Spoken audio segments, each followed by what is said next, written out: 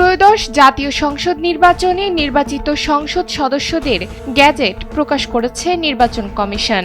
শুক্রবার রাতেই নির্বাচন কমিশনের জ্যেষ্ঠ সচিব আখতার আহমেদ এই গ্যাজেট জারি করেন। গ্যাজেটে প্রকাশ করা হয়েছে নির্বাচিত সংসদ সদস্যদের নাম, পিতা বা স্বামীর নাম, মাতার নাম এবং ঠিকানা। গ্যাজেট প্রকাশের মধ্য দিয়ে আনুষ্ঠানিকভাবে শেষ হল নির্বাচনী প্রক্রিয়ার আরেকটি গুরুত্বপূর্ণ ধাপ।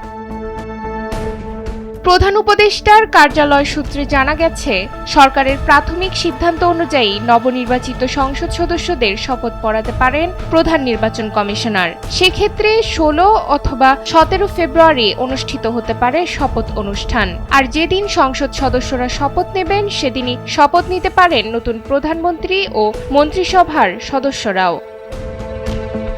গ্যাজেট প্রকাশের মধ্য দিয়ে নতুন সংসদ গঠনের প্রক্রিয়া এখন চূড়ান্ত পর্বে। শপথ অনুষ্ঠানের পরেই শুরু হবে ত্রয়োদশ জাতীয় সংসদের আনুষ্ঠানিক যাত্রা। নুসরাত তালবিয়া, সময়ের আলো।